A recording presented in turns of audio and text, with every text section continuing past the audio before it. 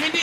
Le torchon brûle dans la marmite de Mercadet. Thérèse, allez vite vous dissimuler l'œil dans un trou de serrure. J'entends Brédif qui monte. Les murs vont trembler. Ces messieurs de la bourse et des banques n'en peuvent plus d'attendre. L'associé prodigue ou l'associé félon, selon les jours ou les circonstances. Cet associé-là, c'est une clé qui n'ouvre plus aucun tiroir. En attendant, prêtez-moi vos écus. En attendant, livrez-moi vos fourrures. Donnez-moi vos bijoux, vos carrosses, du crédit, de la vaisselle fine, du linge brodé. Même notre concierge, le père Grumeau, père Safacon. Vous le connaissez pourtant. Oh, c'est le portier parfait. Son oreille traîne dans toutes les poubelles. Il a la main toujours tendue. Oh oui, mettez-y une pièce, il vendrait son chat qu'il adore. Il répète aussi aisément la vérité, qu'il habille le mensonge aux mesures du client. La vieille canaille, le bonnet enfoncé sur sa tête blafarde me donne des frissons.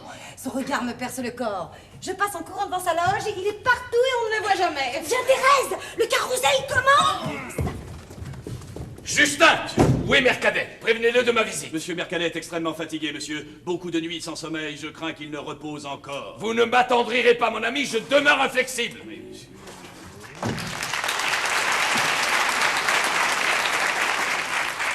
J'ai entendu Justin le tapage que fait Monsieur Despotrons-Minet. Monsieur Brédif, votre propriétaire tient à vous parler. Je n'ai pu l'empêcher d'entrer. Ah bah, laisse-nous. Bien, monsieur. Mercadet, je suis hors de moi. Et vous m'écouterez. Je vous loue un appartement de 11 pièces au cœur de Paris, rue de Gramont. Et pour 2500 francs. J'y perds 3000 francs tous les ans. Heureusement, vous me devez 6 termes, vos meubles sont saisis et je les ferai vendre. Faire vendre mes meubles? Et vous vous êtes levé dès le petit matin pour causer un si vilain chagrin l'un de vos semblables? Vous n'êtes pas mon semblable, monsieur Mercadet. Vous êtes criblé de dettes et moi, je ne dois rien. Je suis dans ma maison et vous êtes mon locataire. Oh, l'égalité ne sera jamais qu'un vain mot. Nous serons tour de jour divisés en 2 castes, les débiteurs et les créanciers. Si subtilement nommés les Anglais. Allez, soyez français, cher, très cher, infiniment cher, monsieur Brédif, touchez-la. J'aimerais mieux toucher mes loyers, mon infiniment cher monsieur Mercadet. Alors, soyez sérieux. Vous êtes le seul de mes créanciers qui possédait un gage réel. Il y a 18 mois, vous avez fait saisir mon mobilier, qui vaudra bien 15 000 francs. Et attention, après tout, je ne vous devrai 2 années de loyer que dans 4 mois.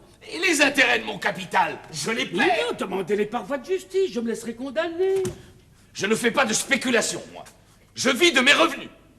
Vraiment, où en serais-je si tous mes locataires vous ressemblaient? Non, non, non, il faut en finir. Oh, monsieur Brédif, mon ami, moi, qui habite depuis 11 années dans votre maison, vous m'en chasseriez. Enfin, vous connaissez mes déboires. Vous savez que je suis victime d'un abus de confiance de Godot. Allez-vous encore me chanter cette histoire de la fuite de votre associé? Je la connais par cœur, et tous vos créanciers la savent aussi. Bah, heureusement. Et puis, pourquoi calomnier Godot? Il était homme d'énergie, belle fourchette, bon vivant. Il vivait avec une petite femme délicieuse. De laquelle il avait un enfant et qu'ils ont abandonné. Duval, votre ancien caissier, s'en est chargé. Oui, et Godot s'est chargé de la caisse. Il vous a emprunté 150 000 francs. Emprunter, c'est peut-être pas... Violemment. Merci, J'en conviens. Mais il vous a laissé toutes les autres valeurs de la liquidation et vous avez continué à faire vos affaires. Depuis 8 ans, vous en avez fait d'énormes. Vous avez gagné. Mais des batailles à la Pyrrhus. Ça nous arrive souvent à nous autres spéculateurs. Godot vous a promis de vous mettre pour la moitié dans les affaires qu'il allait entreprendre aux Indes. Il reviendra. Eh bien, attendez-le. Ainsi, vous toucherez les intérêts de vos loyers. Voilà, un bon placement. Vos raisons sont éloquentes, mais si tous les propriétaires écoutaient leurs locataires, les locataires finiraient tous par les payer en raison de ce genre. Et le gouvernement... Ah non, ça, le gouvernement n'a pas le temps. Il ne peut s'occuper de rien ni de personne. Oui, mais il veut ses impôts et ne se paye pas, lui, avec des raisons.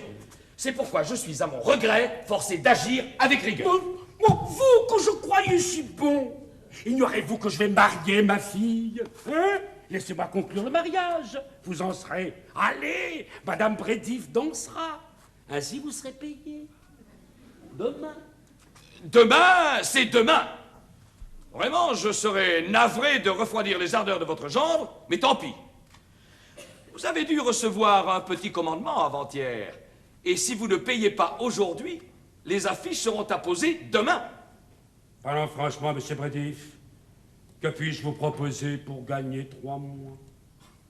Mon cher Mercadet, une conscience un peu stricte s'accommoderait mal de cette complicité involontaire, car je contribue à laisser éblouir votre futur gendre. Mais je suis un homme bon. Oh oui. J'aime l'amour, Mercadet. Oh là là, oui. Renoncez aux droits de sous-location que vous donne votre bail, et je vous donne vos 3 mois de tranquillité. Ah, vous m'assassinez, Dieu! Un homme dans la tourmente ressemble à un morceau de pain jeté dans un vivier. Chaque poisson y donne un coup de dent. Voyez-vous, Badif, nous sommes en 1839, mon bail a 7 années à courir, les loyers ont doublé. Heureusement pour nous autres du capital. Je sais que dans 3 mois, vous me congédierez, et ma pauvre femme aura perdu la ressource de cette sous-location dans le cas de Faillite. ça, le gros mot. Je ne le supporte pas. Voyez-vous, Badif, les débiteurs les plus honnêtes sont souvent corrompus par l'adresse cauteuse de certains créanciers qui, sous prétexte de retrouver quelques sous, côtoient la loi jusqu'à la frontière du vol. Monsieur, je suis venu pour être payé, non pour me faire insulter. Les hommes rendent la dette pire que le crime. Le crime vous donne un asile. La dette vous met à la porte. La rue, monsieur, la rue. C'est la rue. C'est bien. Je renoncerai à mon droit.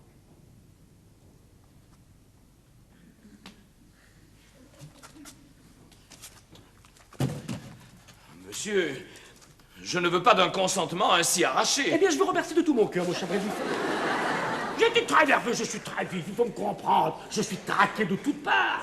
Mes créanciers ne veulent pas admettre que je lutte pour pouvoir les payer. C'est-à-dire pour continuer à faire des Ah, affaires. que voulez-vous, ça, la bourse, c'est ma vie.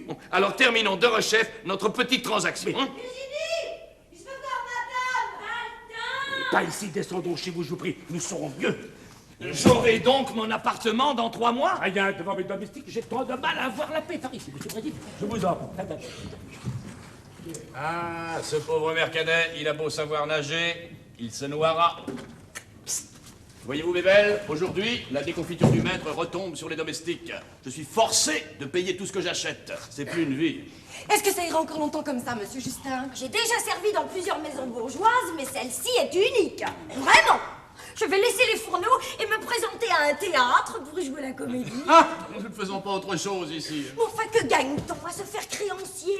Ils vont, viennent, guettent monsieur, restent des heures entières à l'écouter. Ils sont tous riches. Ils ont cependant donné leur argent à monsieur qui ne leur rend pas. Mais c'est voleur, ça. Oh, emprunter n'est pas voler. Écoutez, Virginie, je prends de l'argent dans votre sac à votre insu. Vous êtes volé. Mais nuance, si je vous dis, Virginie, j'ai besoin de 100 sous, prêtez-les-moi. Alors vous me les donnez, je ne vous les rendrai pas, je suis gêné momentanément. Je vous promets de vous rembourser plus tard. Vous devenez ma créancière. Mes gages me sont dus. Je vais laisser mon compte et livrer mon livre de cuisine. Virginie. Les fournisseurs ne veulent plus vendre sans recevoir d'argent. Moi, je ne prête pas le Elle a mien. raison, réclamons nos gages. Moi, je préfère rester. Je veux savoir comment ça finira, car ça m'amuse. Et puis, mademoiselle va épouser le petit minard. Mais ça change tout. S'il y a un mariage, nous aurons des gratifications. Il faut rester jusqu'au lendemain des noces. Mais croyez-vous que ce soit ce petit gras de papier qui ne gagne pas 1800 francs que monsieur Mercadet mariera sa fille? Mais j'en suis sûre, il Ah, s'adore. il s'adore. Mais entendez plutôt cette nouvelle. Le concierge vient de me dire que 2 jeunes hommes magnifiques étaient venus dans un cabriolet somptueux. Leur cocher a dit au père Grumeau que l'un d'eux allait épouser mademoiselle Julie. Or, monsieur avait donné 100 francs au père Grumeau. 100 francs. Oui, et pas promis, donné en argent. Et il lui a si bien fait la leçon que le père Grumeau a dit au cocher que monsieur était si riche qu'il ne connaissait pas lui-même sa fortune. Mademoiselle a une figure d'héritière sans héritage. C'est incroyable. Un jeune homme riche et beau, c'est extravagant. Vous ne connaissez pas monsieur Mercadet. Je le crois capable de tout, même de devenir riche. Souvent, je me dis, le voilà perdu. Les affiches jaunes fleurissent dessus la porte.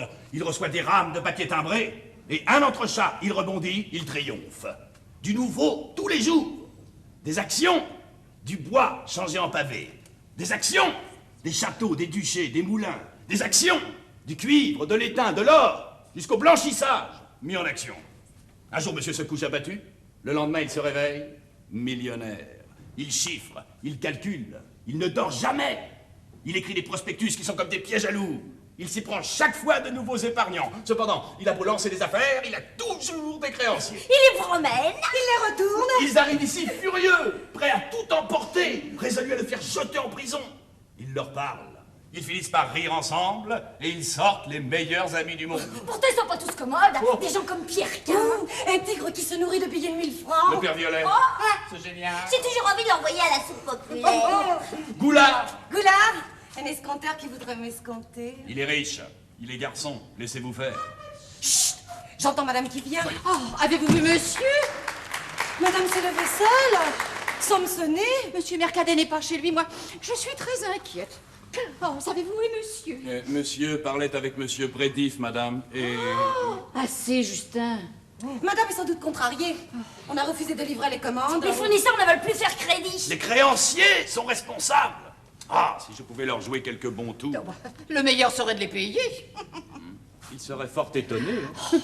Les affaires de monsieur Mercadet me donnent bien du souci. Nous aurons besoin de votre discrétion. Nous savons que nous pouvons compter sur vous. Oui, évidemment, madame. Nous ne devons pas laisser voir notre gêne provisoire.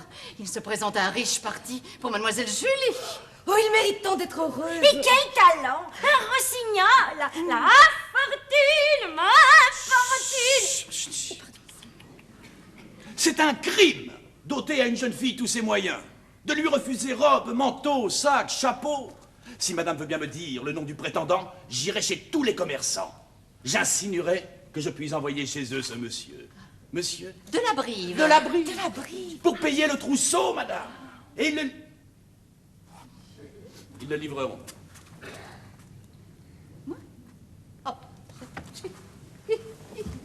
Voilà comme vous parlez à vos domestiques. Oui. Ils vous manqueront de respect demain. Justin, Monsieur? allez un instant chez monsieur Verdelin. Vous le prierez de venir me parler pour une affaire qui ne souffre aucun retard. Bien, monsieur. Soyez assez mystérieux, il faut qu'il vienne. Oui, monsieur.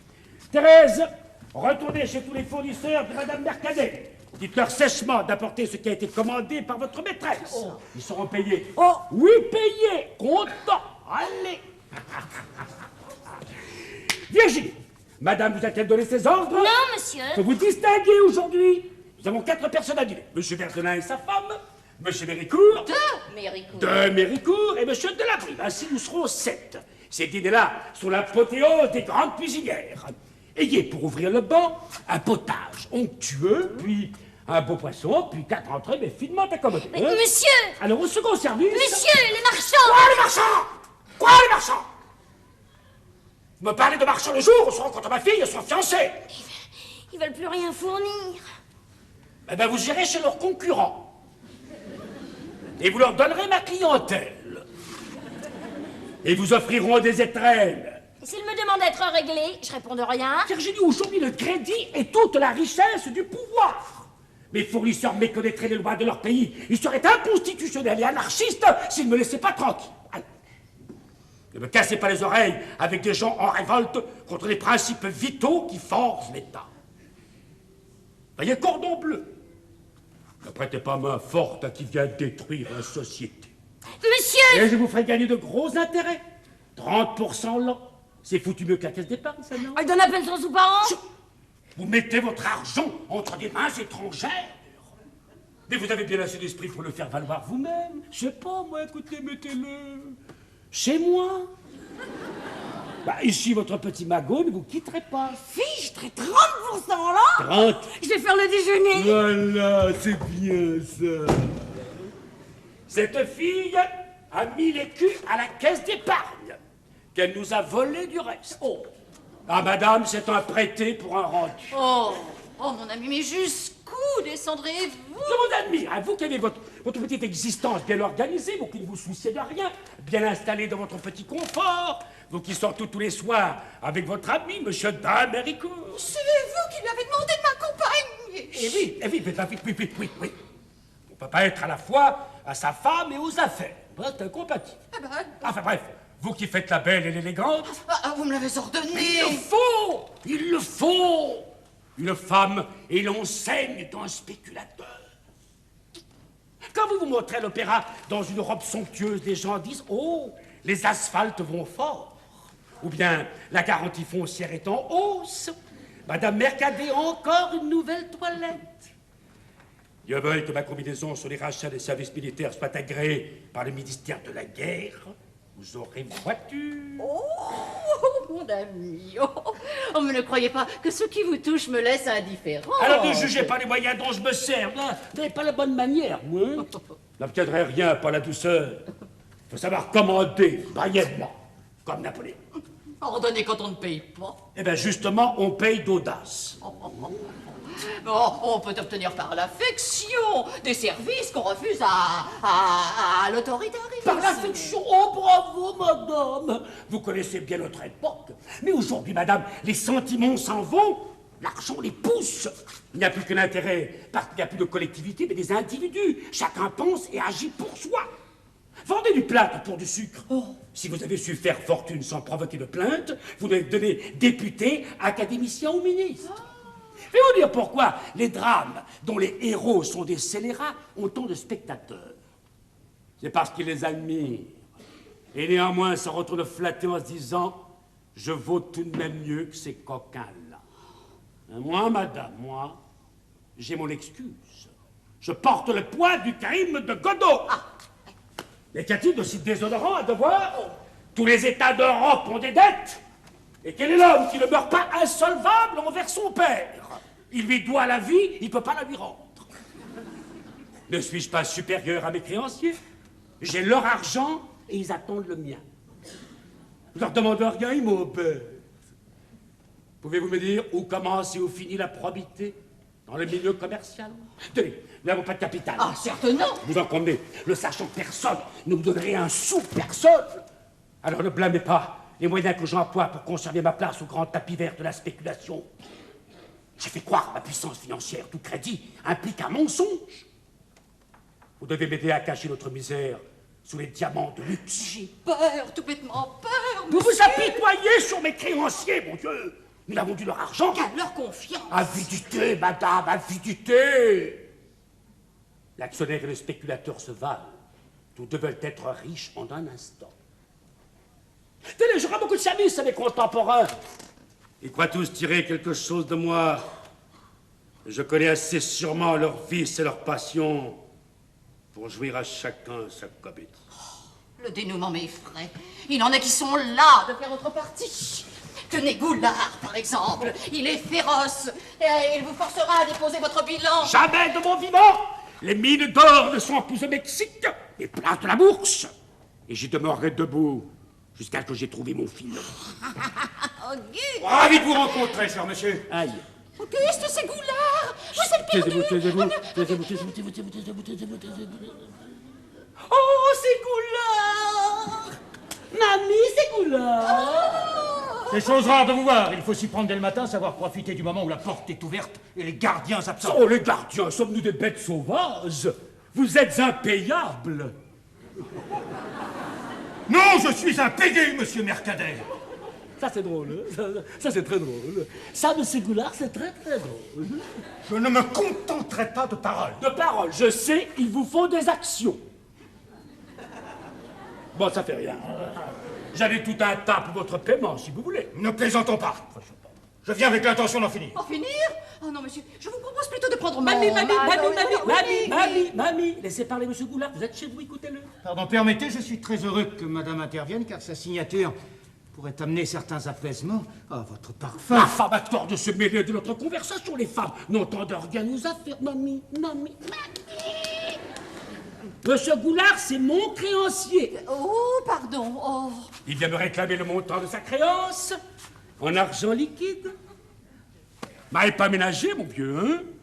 Vous avez rudement poursuivi un homme avec qui, pourtant, vous avez réalisé des affaires considérables. Attention, des affaires où tout n'a pas été Et bénéfice. où serait le mérite, vous me faites rire? C'est ne donner que des bénéfices, mais tout le monde ferait des affaires. Ne viens pas chercher des preuves de votre esprit, vous en avez plus que moi, puisque vous avez mon argent. Il faut bien que l'argent soit quelque part. Bon, allez, soyez net, mon cher Goulard, avouez-le. Vous êtes très mal conduit. Très mal. Un autre que moi se vengerait. On aurait la possibilité en ce moment. Je suis sans rancune, mon vieux. Oui, je peux vous faire perdre une somme fantastique. Si vous ne me payez pas, je crois bien Mais vous ne jouerez pas au plus fin, vous me paierez, ou je remettrai demain votre dossier entre les mains de la justice. On va vous emballer pas, il va, là. Oh, patience. Il ne s'agit pas de ce que je vous dois. Sur ce chapitre, vous n'avez aucune inquiétude. Ni moi non plus, du reste. Ah, des capitaux plus importants sont en jeu. Voyez-vous, Goulard m'avait stupéfié. Hein. Littéralement abasourdi. Comment vous, un homme au coup d'œil si sûr, à l'esprit si délié, comment avez-vous pu vous engager dans cette affaire-là? Oh, c'est bien. On a tous des moments de distraction. Que voulez-vous dire? Mamie, tu ne le croiras jamais. Vous savez qu'elle a fini par s'y connaître en spéculation. Elle a un flair pour les juger, n'est-ce pas, Alice? Oui, bon, ça va bien. Ma chère Alice Goulard, là, a acheté tel carte de l'embille. Ben quoi, à la fin? Vous le savez, on sait toujours où le bas nous blesse. Ah, mon vieux, je vous ai mis sur la voie, je peux pas vous en dire plus.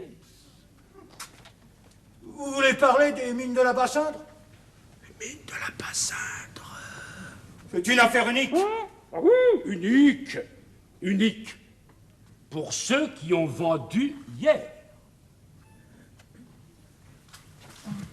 On a vendu? Oui, en secret dans la coulisse. Ah, mes enfants, vous allez voir la baisse aujourd'hui.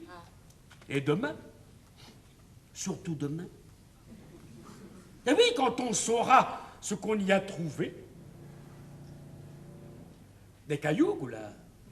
Rien que des cailloux. Merci, Mère Cadet.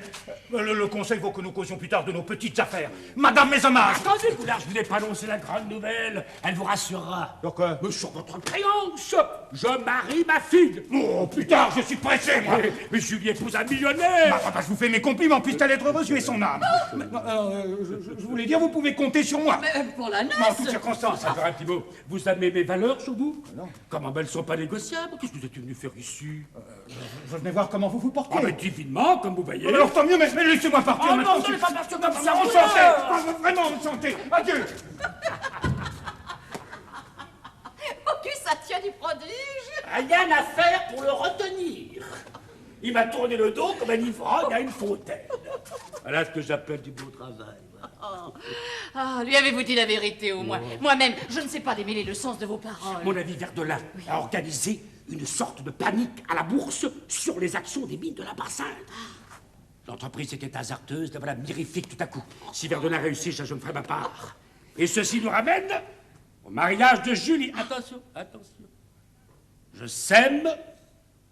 J'ai besoin d'un second moi-même pour récolter. Ah, mon ami, si vous m'aviez prise comme caissier, nous aurions au moins 30 000 francs de rente. Oh, madame, le jour où j'aurais eu 30 000 francs de rente, j'eusse été ruiné. Bah, réfléchissez un peu. Si nous nous étions enterrés dans quelques provinces, avec le peu d'argent qui nous serait resté, après l'emprunt forcé que nous a fait ce monstre de Godot, mon sort de nous, je vous le demande. Auriez-vous connu monsieur de Méricourt, qui vous plaît tant? Et de qui vous avez fait votre prince consort? Ce lion, car c'est un lion, va enfin nous débarrasser de Julie. La pauvre enfant n'est pas notre plus bel achat. Il est des hommes sensés qui pensent que la beauté passe. Il en est de plus sensés qui pensent que la laideur demeure. Julie est aimante. Ça ne me vantez pas la marchandise. Je ne suis pas monsieur de la Bride. Sa passion subite me surprend. C'est curieux de savoir ce qui a pu le charmer dans ma fille. Oh, Julie est musicienne. Ah ben c'est ça. Oh, sa voix est délicieuse. Ah ben voilà. Elle est instruite, sensible. Elle lit des romans. Il n'en écrit pas, ce qui prouve qu'elle est une fille d'esprit. Reste à espérer qu'elle comprendra le mariage comme doit le comprendre une femme en homme d'affaires. Oh, mais vous ramenez toujours tout à Je l'argent. vous invite à plus de modestie. Après tout, madame, vous n'avez pas rempli vos obligations d'elle. Fallait me la faire jolie, madame. Elle est mieux que cela, monsieur. Elle est vertueuse. Vertueuse et spirituelle. Eh ben, mes enfants. Ça, son mari aura bien de la... Monsieur. Gréement. L'agrément, mamie, qu'est-ce que vous avez compris? Non, c'est la voilà. Julie. Julie, ma chérie, oh, mon enfant. Ah, votre père et moi devons vous parler sur un sujet toujours agréable à une jeune fille. Il se présente un parti pour vous. Tu vas peut-être te marier, mon enfant. Comment peut-être? Mais cela doit être sûr. Oh, sacrée gamine! Elle doute de rien. Monsieur Minard vous a donc parlé, mon petit papa?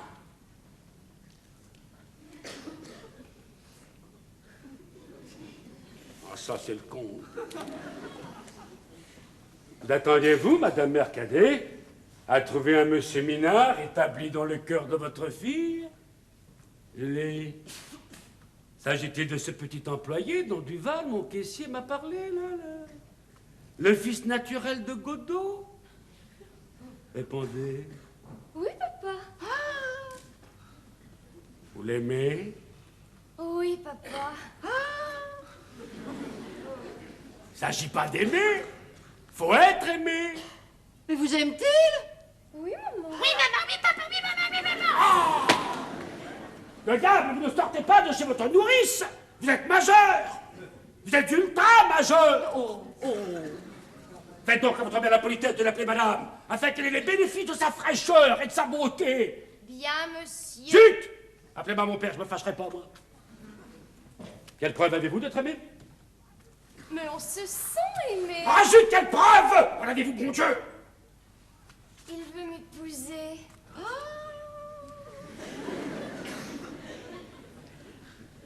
Et voilà. Et voilà! Les filles ont, comme les petits-enfants, des réponses. On casse le raisonnement. Mais où l'avez-vous rencontré? Ici? Quand? Le soir, lorsque vous êtes sortis? Mais il est plus jeune que vous. De quelques mois à peine. Oh, ben ça fait beaucoup d'années, 30 ans plus tard. Un jeune et cervelé ne peut pas apprécier toutes vos qualités. Il m'a remarqué le premier un soir chez Madame Duval. Nous avons dansé ensemble. Mais Madame Duval se fait une spécialité d'inviter des jeunes gens sans position. Et mademoiselle veut des danseurs. Allez! Les garçons qui dansent n'ont pas d'avenir. Ceux qui ont de l'ambition prennent des airs graves et ne dansent pas. Est-ce que je danse, moi? Hein? Oh non, oh là, mon Dieu. Oh. Dites donc, mamie, c'est peut-être pas le moment de faire des réflexions stupides, hein? Non, je dis c'est peut-être pas le moment, alors on passe. Adolphe! Adolphe! Et il s'appelle Adolphe! Les imbéciles prétendent que notre monde progresse. Apprenez, triple tour, que l'employé à 1200 francs ne sait pas aimer. Il n'a pas le temps. Il est trop sollicité, il se doit d'abord au travail. Le travail. Il est né pour ça.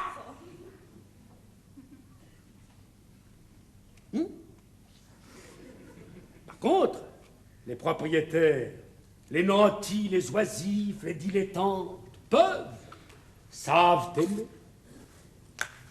Question d'éducation. Julie, votre père parle d'or. C'est ce que je lui reproche. Oh. Julie.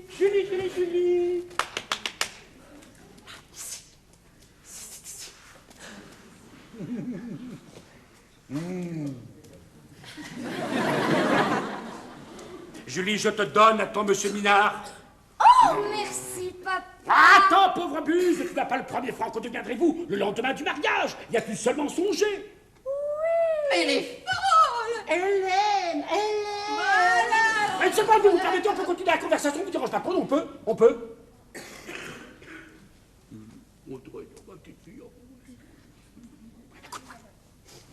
Je ne suis plus ton père, hein?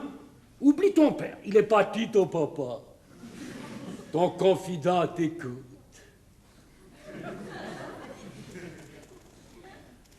Nous habiterons un petit appartement au 6e, sous les toits. Oh non.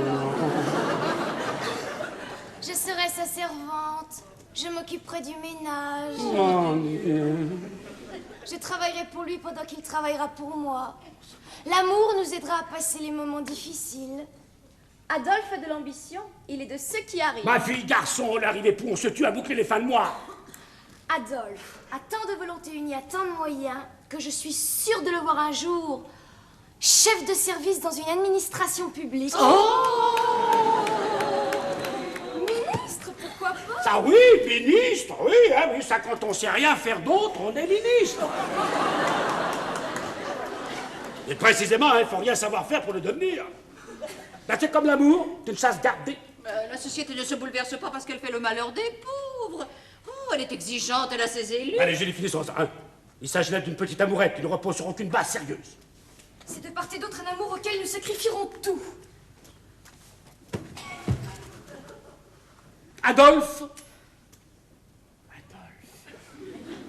Connaît-il ta position de fortune? Je suis incapable d'avoir commis la moindre indiscrétion qui pût vous compromettre. Ergo, il ne croit riche? Il ne m'a jamais parlé d'argent. Ah, ben j'y suis maintenant. Julie, écrivez-lui immédiatement de venir me parler. Merci, papa. Je n'ai rien décidé, je n'ai rien décidé.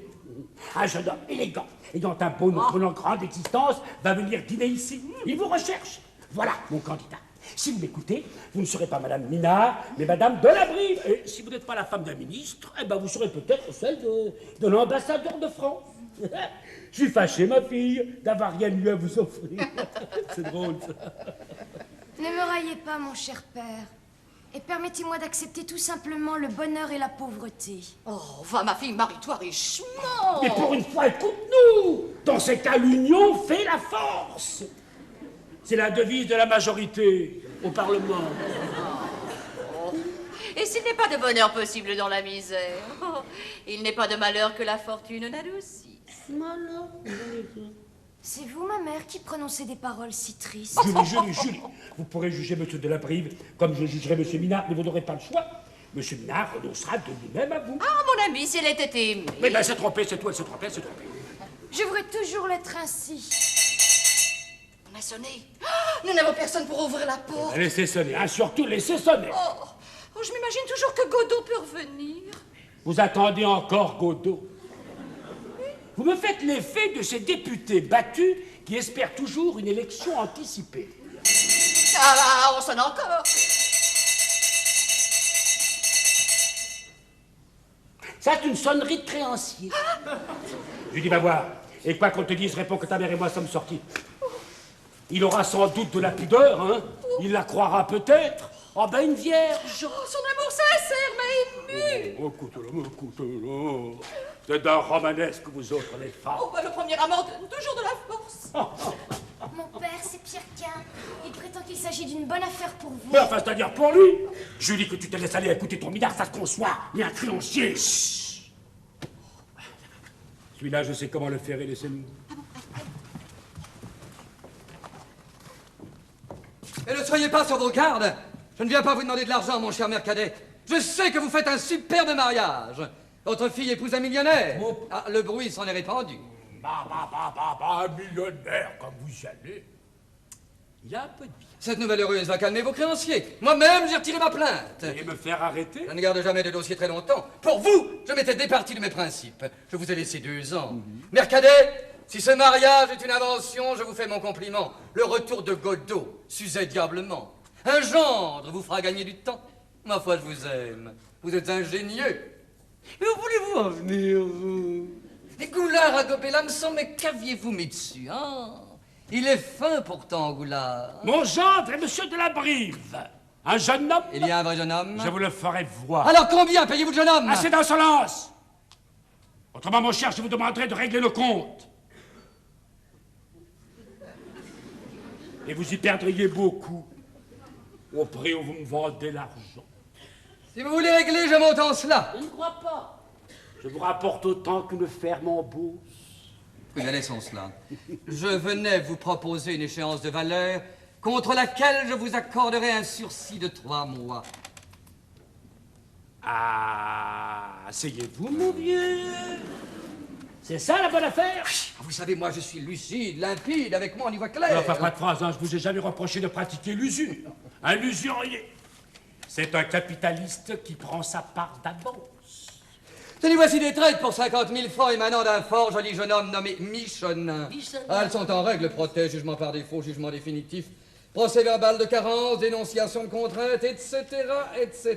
Il y a 5000 francs de frais. Ça vaut? Ce que vaut l'avenir d'un jeune homme maintenant contraint d'avoir beaucoup d'ingéniosité pour vivre. Ça vaut rien. À moins qu'il n'épouse une Anglaise fortunée, amoureuse de... De lui? Non, d'un titre. Je songeais à m'en acheter un, mais cela m'eût jeté dans des intrigues de chancellerie. Il me faut par conséquent, en échange, des choses de même valeur. Quoi? Des actions de vos entreprises qui ne donnent plus de dividendes. Et vous m'accorderez un sursis de 5 mois? Oh non. Ah non, j'ai dit 3 mois. Ah, Pierre, malgré mon intelligence fabuleuse, je ne vous comprends pas, mais je suis votre homme. J'avais compté là-dessus. Voici la lettre par laquelle je vous accorde le sursis. Voici les dossiers Michelin. Ah, j'oubliais. Ce jeune homme a mis tous les huissiers de Paris sur les dents. Il m'a découragé. Vous êtes plus retors que moi. Oh, écoutez, vous êtes trop aimable. Je suis heureux de vous le livrer. Un étourneau dans ma cage. Ouais. Oh. Merci, Pierre. Oh. Et maintenant, voulez-vous les actions roses d'un journal qui pourrait avoir du succès s'il paraissait? Oh voilà. Les actions bleues d'une mine qui a sauté. Oh voilà. Les actions jaunes de pavés qui ne peuvent même pas servir à faire des barricades. Oh voilà. Donnez-moi de toutes les couleurs. Toutes les couleurs demandées. En voilà, en voilà, en voilà, en voilà. Oh. Eh bien, pour 40 000 francs. Merci, mon cher ami, ça fait plaisir. Nous autres, nous menons rondement les affaires. Vous allez placer mes actions. Mais oui, À toute leur valeur. si c'est possible. Je suis bravo! Elles vont remplacer vos lions empaillés, vos frégates en ivoire, vos pelisses en zibeline, tous vos objets fabuleux. C'est si vieux. Oui, et puis le tribunal commence à trouver ça un peu léger. Oh, Pierre Quin, vous êtes un homme grand, un homme digne. Vous allez ranimer mes valeurs. Croyez, mon bon Mercadet, que je le voudrais. Ben, moi donc. Allez, adieu. Vous savez ce que je me souhaite pour le mariage de votre fille. Adieu, ami. Adieu, canaille. Entrez. Ah, Justin, as-tu vu Verdelin, mon ami Verdelin? Il arrive, monsieur. Il a, heureux hasard, de l'argent à donner à monsieur Brédif. Fais en sorte qu'il me parle avant d'entrer chez Brédif. Non, mais t'as bien entendu, hein?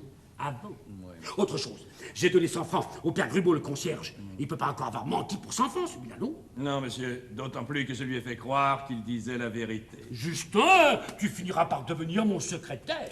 Hélas, monsieur, il est nécessaire de savoir écrire. Voilà, les secrétaires des ministres écrivent très peu. Que font-ils donc? Ils font le ménage. Et ils parlent quand leur patron doit se taire. Conséquemment, arrange-toi pour que... Pour que le père Grumeau dise à Verdelin que Brédif est sorti. Ça rentre. Monsieur, c'est merveilleux. Dès que j'ai promis le paiement, le sourire de marchand est redevenu commercial. Voilà comment je comprends le commerce, moi. Monsieur! Ah, Virginie, aurons-nous un dîner à votre mesure? Oh, monsieur le mangera. Hein? Et les bouchers, là, les épiciers et autres tutti-frutti? Il patienteront. Tu les as payés? Moi, je t'oublierai pas, toi. Allez, va. Si mademoiselle Julie se marie, elle pensera sans doute à moi. Je penserai à toi, mon petit, mais je crois bien. Monsieur, et moi?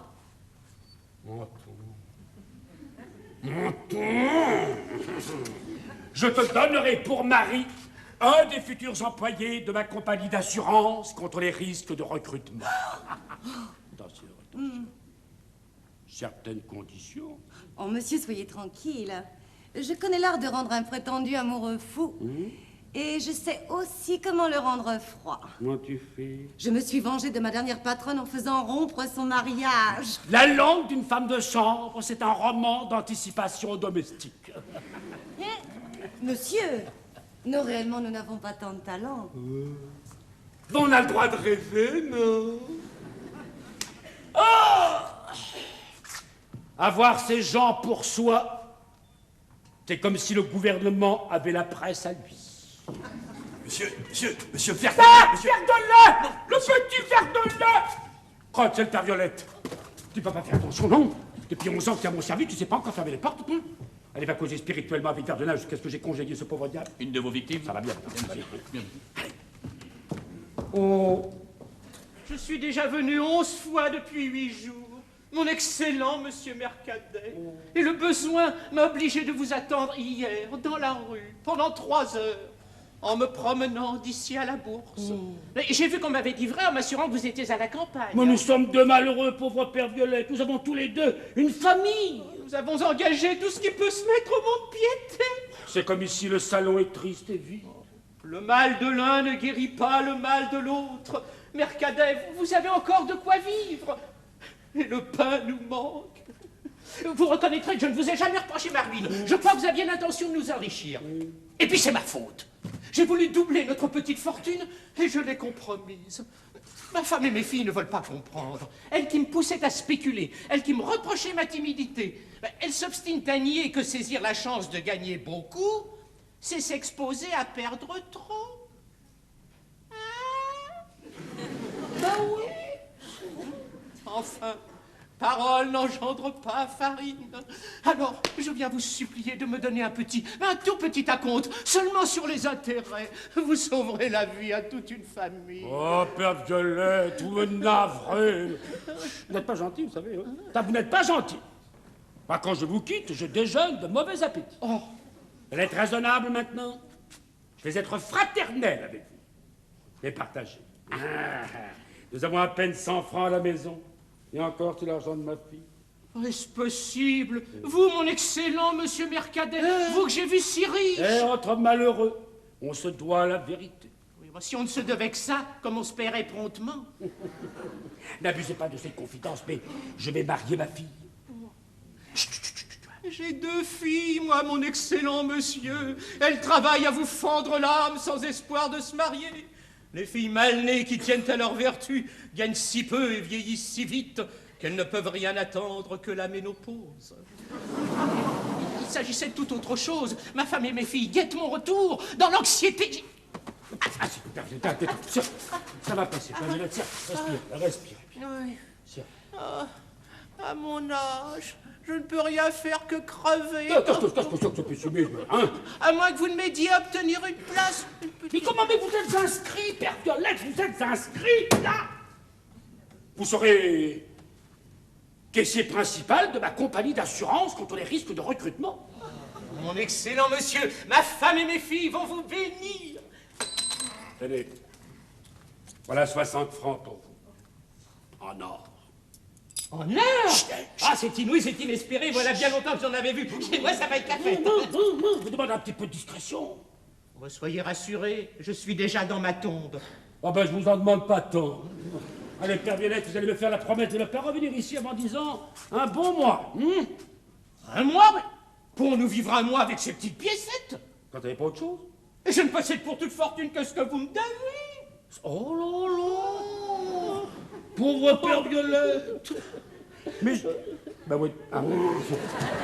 Je croyais que vous faisiez quelques petites affaires d'usure, là, dans le quartier d'Estapade.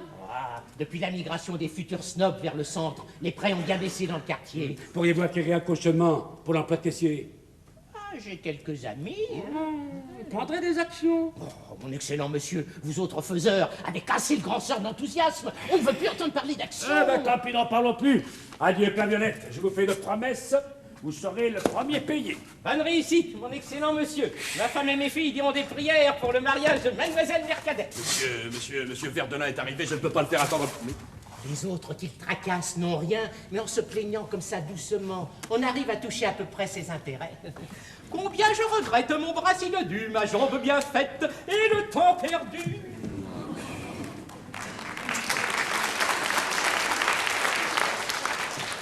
Ah, crois-moi, Justin, hein, si tous mes créanciers étaient comme celui-là, moi je tiendrais pas. Hein.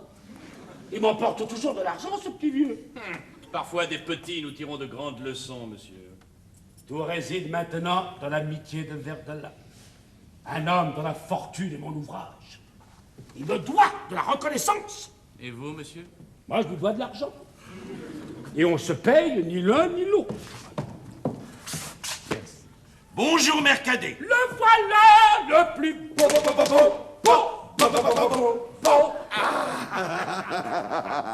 Comme veux-tu? Ah, sacré Parcera, ta question me donne pas le temps de te dorer la pilule. Oh, tu m'as deviné. Mon vieux Mercadet, je n'en ai pas. Et par surcroît, je serai franc, j'en aurai que je ne t'en donnerai pas. Écoute, je t'ai déjà prêté ce dont mes moyens me permettaient de disposer. Jamais je ne t'ai réclamé ce que tu me devais. Je suis ton ami. Mais si je n'avais pas pour toi le cœur plein de tendresse, si j'étais un homme normal, il y a longtemps que le créancier aurait assassiné l'ami. La compréhension a ses limites dans ce monde. Oh, l'amitié a ses limites, oui, mais pas la malchance, écoute. Si j'étais assez riche pour te sauver, tout à fait, je le ferais. D'un grand élan. J'aime ton courage. Mais c'est écrit. Tu dois succomber. Tes dernières tentatives intelligentes, certes, mais très spécieuses, ont croulé. Tu t'es déconsidéré. Tu es même devenu un homme dangereux. Tu n'as pas su profiter de la vogue dont tu jouissais. Et la mode trépasse là où passe une génération. Voilà. Quand tu seras tout à fait tombé, sache que ton couvert sera toujours mis chez moi.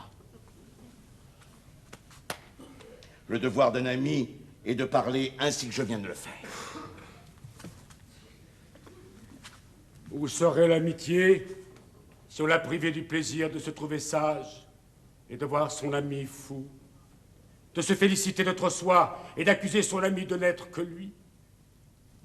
Alors je suis foutu. Flétri, flambé, fiché, floué. Non, je ne dis pas tout à fait cela. Non, tu passes encore pour un homme honnête. Merci beaucoup. Mais la nécessité te force à recourir à des moyens. Qui tout simplement ne sont pas justifiés par le succès. Ah, le succès. Il se conquiert grâce à des subterfuges souvent sordides. Ah mais tiens, tu vas en juger toi-même. Ce matin, moi, j'ai déterminé la baisse que tu souhaites dans l'affaire des acteurs des mines de la Basse-Indre, afin que tu puisses t'en emparer avant que le rapport des ingénieurs ne sorte de l'ange. Chut, Mercader! Est-ce vrai? Oh, mon ami, je te reconnais bien, là. Non, tout ça pour que tu saches que j'ai pas besoin de morale, ni de caresse, mais d'argent. T'en demandes pas pour moi. Je marie ma fille. Et tu te trouves ici dans une maison où règne l'indigence sous des apparences de luxe. Mes promesses, mon crédit, mes idées, mon talent, tout est usé. Il me faut ici 15 jours d'opulence, comme à toi 24 heures de mensonge à la bourse, ou alors le mariage manquera. Verdelin, cette demande ne se renouvellera pas. Tu connais ma fille? Oh. Faut habiller ma femme et Julie, faut aujourd'hui même offrir un dîner à mon futur gendre. J'ai plus d'argenterie. Eh ben, elle est là où tu sais. Non seulement j'ai besoin d'1 millier d'écus, mais j'espère que tu me prêteras aussi ton service de table. Oh, naturellement, tu viendras souper avec ta femme. Enfin, Mercader, personne n'a mis les culs à prêter. À peine les a-t-on pour soi, et si on les prêtait toujours, on ne les aurait jamais. Mon vieux camarade. Tiens, tu me croiras si tu veux. Sitôt Julie mariée, moi, tout me devient indifférent. Ma femme aura un toit chez sa fille et moi. J'irai chercher fortune ailleurs. En Afrique. Ah, tu as raison, Verdelin. Utile aux autres, je me suis funeste à moi-même. Là où je perds, les autres gagnent. Je n'entends rien de la récolte. Ben, c'est que ton esprit est supérieur à ton jugement.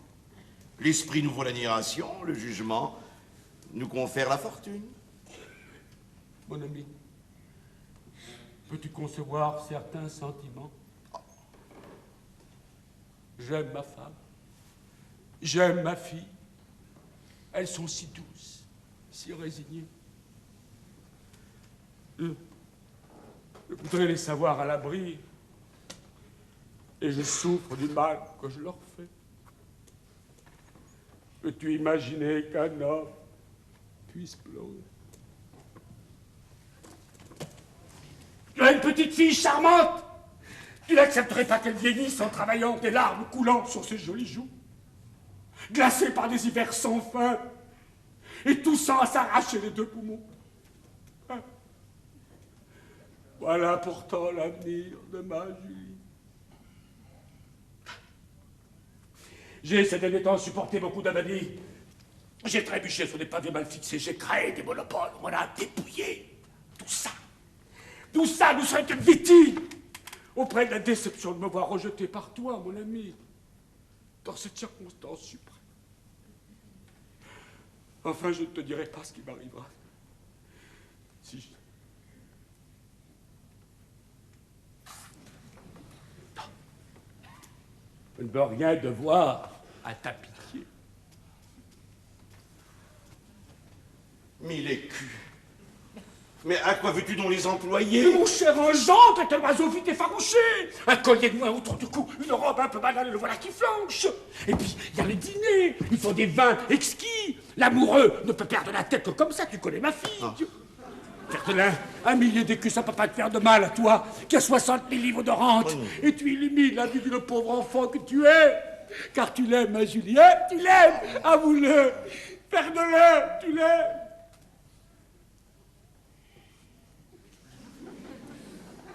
Tu sais qu'elle est folle de ton enfant, ma Julie? Ah oui, elles jouent ensemble, hein, comme deux couventines. Verdelin, laisseras-tu la meilleure amie de ta fille sécher sur place? Tu sais que c'est contagieux. Ça porte malheur. Mercadet, je n'ai pas 1000 écus. Je peux te prêter mon argenterie, mais je n'ai pas 1000 écus. Bon, un pont sur ta banque, ta signature, ça c'est vite fait. Non. Ah, tu es là. Dieu Tout-Puissant, pardonnez-moi d'achever ainsi mon existence misérable. Permettez-moi de me réveiller dans votre sein. Mais as-tu trouvé un gendre, mon ami? Un vrai gendre? Tu mets ma parole en doute? Ah, Verdelin, refuse-moi durement les moyens d'assurer le bonheur de Julie, mais ne me fonce pas! Ne me fonce pas, Verdelin! Oh, Verdelin! Oh, je ne peux pas croire! Je ne peux pas croire pour 1000 écus qu'une telle pensée te soit venue! Ah, maintenant, tu ne peux être absous comme les donnants! Bon, ben, je vais aller voir si je puis... Non, ça c'est une manière de refuser, hein? Et si le mariage manque? Tiens, mon ami, je n'avais pas pensé à cette hypothèse. Non, je te les donnerai certainement, mais quand le mariage se fera... Eh bien, donner un d'écus, il ne se fera pas si tu ne m'avances pas l'argent. Ah, comment se peut-il que toi à qui j'ai vu dépenser 3 fois plus par amour-propre pour une amourette, comment tu ne les accordes pas à une bonne œuvre? Les bonnes œuvres, comme les bonnes actions, se font rares. Tu ris? Tu ris? Les bonnes actions. Ah, alors, il y a réaction. Oh, mon vieux camarade. Ces deux copains qui ont enroulé leur bosse ensemble, qui ont commencé leur vie, c'est nous. Hein? Tu te rappelles? Tu te rappelles le bon temps, hein, quand nous scellions notre pacte, là, de nos sangs mêlés, hein? Tiens, c'est là! Oui. Pas beau, ça, c'est pas beau, ça, hein? Te rappelles-tu notre partie folle à Rambouillet? Oh, tais-toi, à Rambouillet!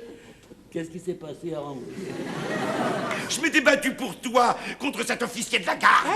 Je t'avais cédé Clarisse. Ah, elle était belle, hein? Elle était belle.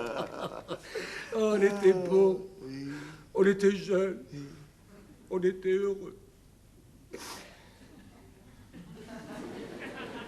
Maintenant, on a des filles.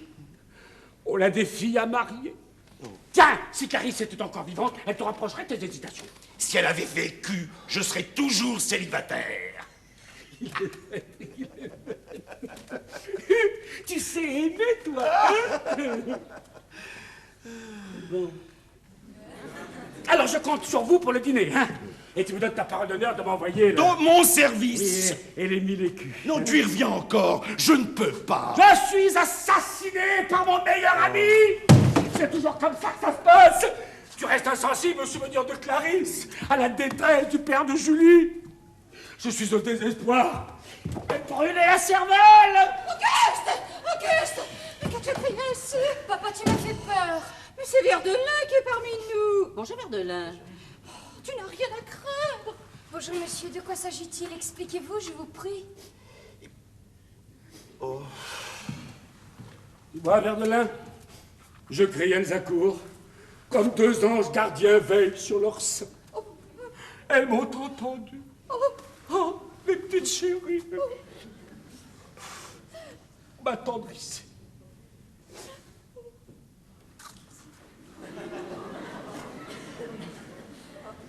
Verdelin, viendras-tu supprimer toute une famille? Cette preuve de tendresse me donne le courage de tomber à tes gens. Papa, s'il vous plaît, un moment. C'est moi qui vous implorerai pour lui s'il s'agit, et je le sens, d'argent. Je vous offrirai la garantie de mon travail. Obligez une fois encore mon père, sa situation doit être cruelle pour qu'il supplie ainsi. Oh, cher enfant, quels accents! J'étais pas nature comme ça, moi. Hein. Monsieur Verdelin, rendez-lui ce service. Nous saurons le reconnaître. J'engagerai le bien qui me reste. Ça va pas, non? Vous savez ce qu'il me demande? Non. 1000 écus pour pouvoir vous marier. Monsieur Verdelin, oubliez tout ce que je vous ai demandé. Je ne veux pas d'un mariage acheté par l'humiliation de mon père. Oh, qu'elle est bien! Mais qu'elle est bien! Oh, l'artiste!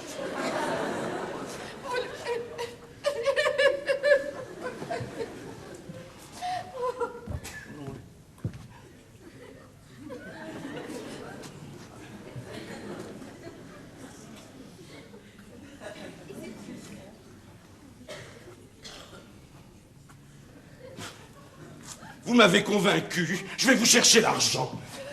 Miracle! Miracle! Il est parti? Oui! Papa, pourquoi ne m'avez-vous rien dit? Il nous a sauvés! Ah, comme je voudrais me retrouver riche pour que Verdelin se repente de son geste! Là, je suis pas prêt de lui pardonner ses 1000 écus. Oh, il me les paiera.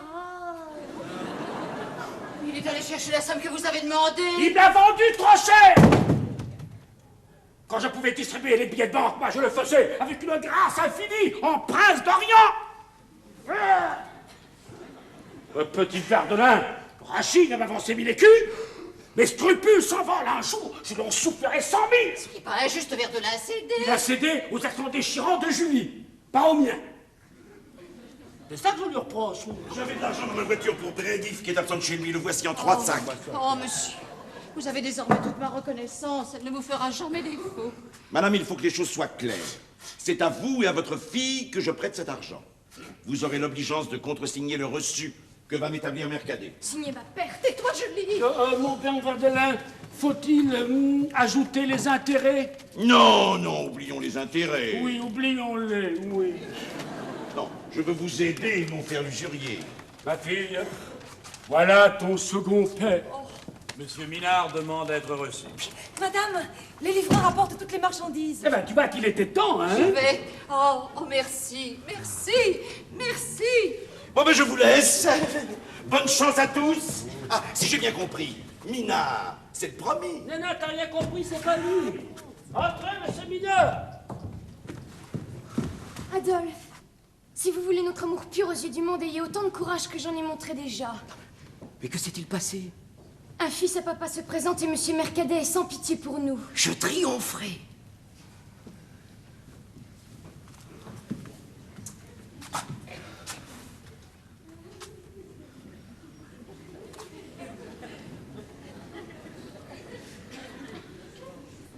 Vous aimez ma fille, monsieur? Oui, monsieur. Du moins, elle le croit.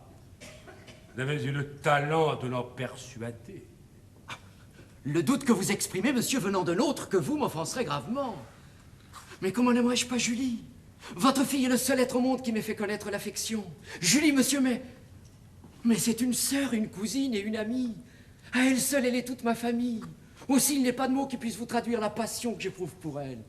Dois-je rester, papa? On est gourmande, Julie. Monsieur Minard. J'ai sur l'amour entre jeunes gens les idées positives qu'on reproche généralement aux vieillards.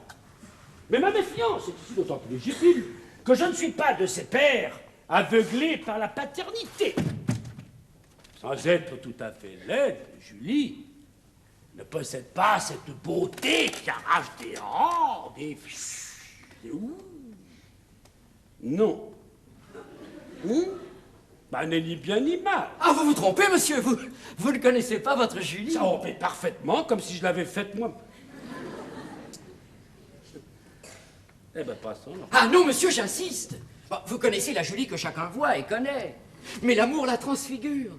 La tendresse lui communique un charme ravissant que moi seul ai créé. Papa, j'ai honte. Mais vous me flattez! Je me croyais son père! Et vous voilà le père d'une Julie avec laquelle il me plairait de faire connaissance. Julie. Julie.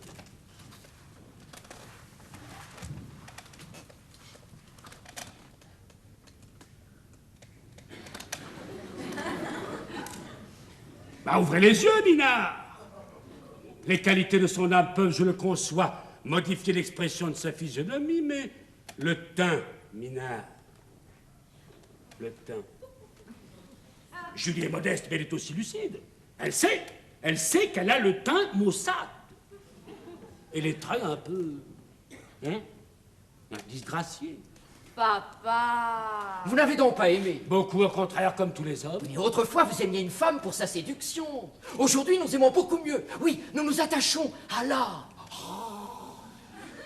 Et c'est ce qui rend ma fille jolie.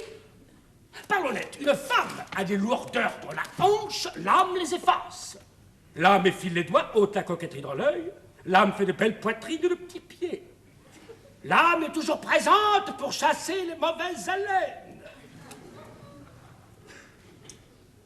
Minard, vous aimez Julie? Elle est aimable, elle a de l'esprit, du cœur, de l'âme. Vous l'aimez sans aucune arrière-pensée? Aucune. C'est la beauté de vos rêves, le rêve de vos nuits, vous la voulez pour femme? Oui, monsieur. Malgré tous les obstacles. Je suis venu pour les vaincre. Rien ne vous découragera. Rien. Il m'aime comme je l'aime. Eh ben c'est parfait, mes enfants, quelle plus douce chose pour un père que de voir sa fille aimée comme elle le mérite. Et aimant si intensément l'homme de son choix. Maintenant, Julie, laisse-nous la rejoindre un moment. Monsieur Minard et moi, nous avons à parler de façon plus concrète. Eh oui, la puissance d'un idéal, ça n'a malheureusement aucune influence sur les rentes. Julie, Julie, Julie. Comme vous voudrez, papa. Nous sommes seuls. Nous allons parler français.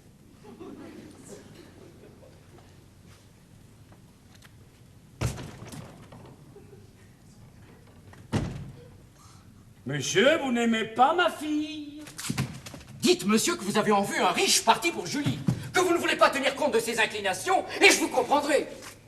Mais sachez-le, monsieur, je ne suis venu vous demander sa main qu'après avoir obtenu son cœur. Son cœur? Son cœur, mais vous m'effrayez, monsieur Minard! Julie est aimée respectueusement, si cela peut vous apaiser. Ça m'apaise. Adolphe!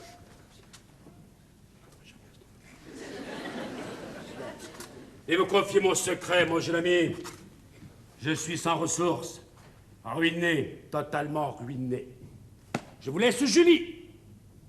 Elle sera mieux chez vous, si démunie que vous soyez, que dans ma maison. Elle est sans dot. Alors, excusez-moi. Je veux dire, elle est dotée de parents pauvres. Et l'adjectif est faible. Il n'y a rien au-delà. Moi aussi, nous avons des dettes. Énormément de dettes, des dettes criardes.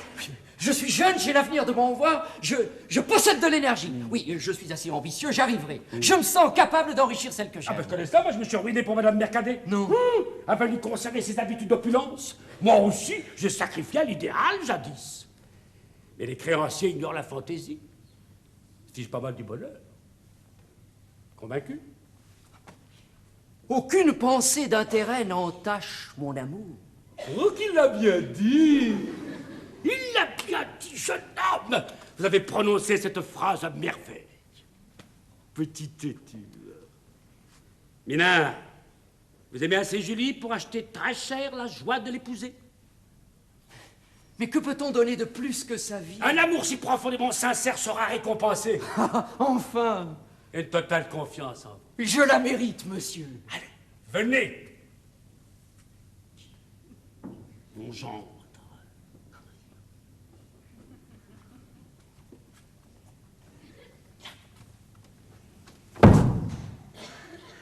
Voici quelques papiers de famille.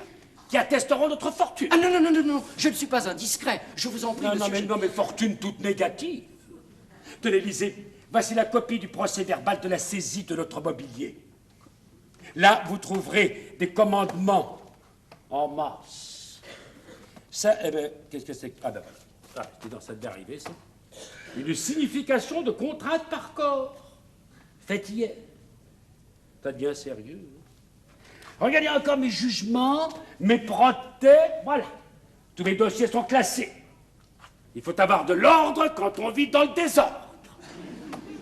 Un désordre bien organisé, on s'y retrouve, on le domine, tout homme est flatté de voir sa dette inscrite à son numéro. Alors, je me suis modelé sur notre ministre des Finances. Mes remboursements, comme son budget, suivent l'ordre alphabétique. Et lui, comme moi, n'avons pas encore entamé la lettre A. Vous n'avez rien payé. Le total. 380 000 francs. Ah oui, oui, oui, c'est exact, là. La récapitulation est là. Vous avez lu? Vous ne vous plaindrez pas. Un père ravi de se débarrasser de sa fille aurait cherché à vous tromper. Il aurait promis une dot imaginaire, des rentes fabuleuses. Que sais-je? On fait de ces tours-là. Et ici, vous traitez avec un homme spécialement honorable. Monsieur Minard, vous êtes plus intelligent qu'il n'y paraît. Si. Vous n'épouserez pas une fille pauvre, car quand on n'a que 1200 francs d'appointement, c'est marier la saisie avec le protêt.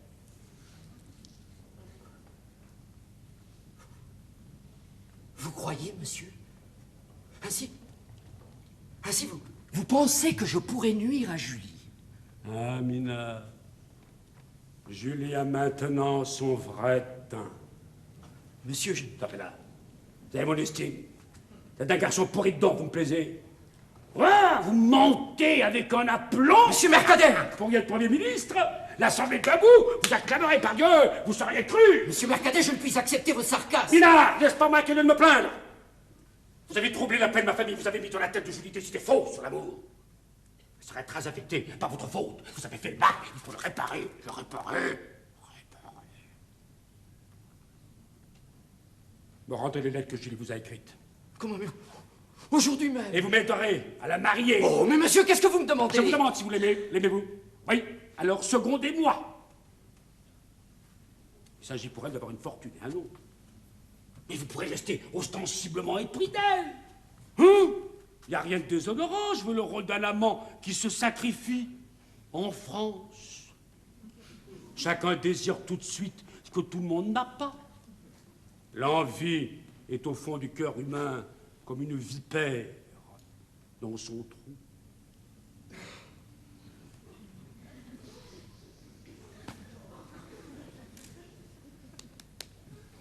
Vous avez compris. N'ajouterai plus rien. Quant à Julie, venez, je vous prie, venez. Je vous laisse le soin de la préparer à ce changement.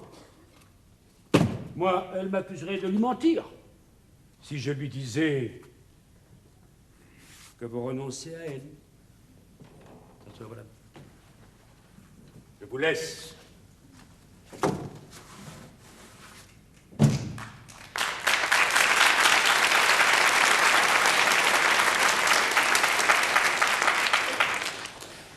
Adolphe, alors? Mademoiselle? Mademoiselle, je ne suis plus Julie. Avez-vous tout réglé avec mon père? Oui, enfin, c'est-à-dire votre père a des raisons judiciaires. Excusez le lapsus. Je voulais dire judicieuses. Adolphe, vous ne m'aimez plus. Ah si. Toujours et très fort. J'avais le cœur serré déjà. Non, mais Julie. Oh, Julie. La situation de Monsieur Mercader est très mauvaise. Elle nous voue à la misère. Il y a des hommes à qui la misère donne de l'énergie. Eh bien, moi... Oui, moi... Elle m'abat. J'aurai du courage pour deux. Vous verrez toujours mon sourire pour vous stimuler. Je ne vous serai pas à charge, je passe sur porcelaine, je gagnerai presque autant que vous. Notre appartement sera un véritable palais. Je ne vous ai jamais vue si belle.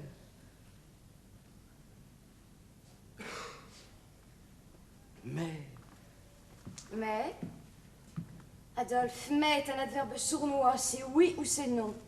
Peut-être ce qu'on souhaite à la rigueur, alors que oui mais est une formule de calotin. Monsieur Mercader a fait appel à ma délicatesse. Il m'a prouvé combien l'amour était une passion égoïste. Pas quand il est partagé. Non mais Julie, il y a deux manières d'aimer. Il n'y en a qu'une. L'amour qui vous livre à la misère est extravagant. Mais l'amour qui se sacrifie à votre bonheur est héroïque. Mon seul bonheur, Adolphe, est d'être vôtre. Votre père m'a demandé de renoncer à vous.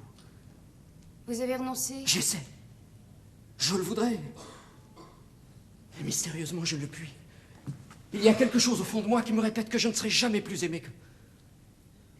comme je le suis par vous. Certes, Adolphe. Mon amour ne s'invente pas, il est vivant. Quand parlerai-je encore?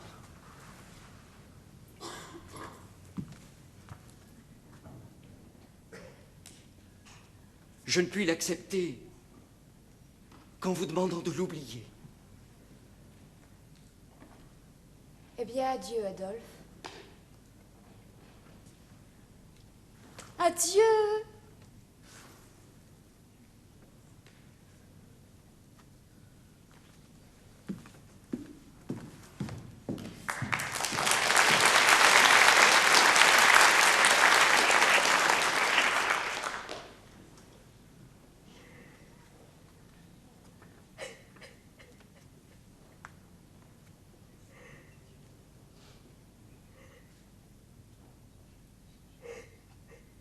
Ne m'en veuillez pas de ma cruauté. J'opère à vif, mais c'est pour votre bien. Un jour, vous me remercierez. Papa, je suis laide.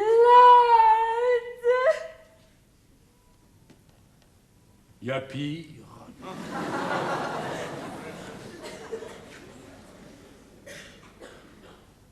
Mes illusions s'en vont. Adolphe ne m'aimait pas. Et la terre continue de tourner. N'est-ce pas?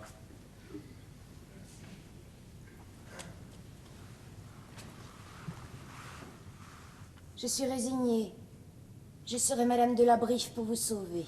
Julie, je vous retrouve. Je vous regarde, je m'en réjouis. Julie, notre société est heureusement divisée en loups et en dindons. La race des premiers manchantes, j'en fais partie, soyez-en. Menons ensemble courantes bombances. L'or vous conférera toutes les grâces. Vous serez belle si vous devenez riche. Donnez-moi la main et préparons ensemble notre succès. Moi, je savoure déjà ma revanche. Oh, ils vont pleurer, tous ces troglodytes qui travaillent en dessous à me détruire. Bon courage, monsieur de la banque, de la bourse et du bluff.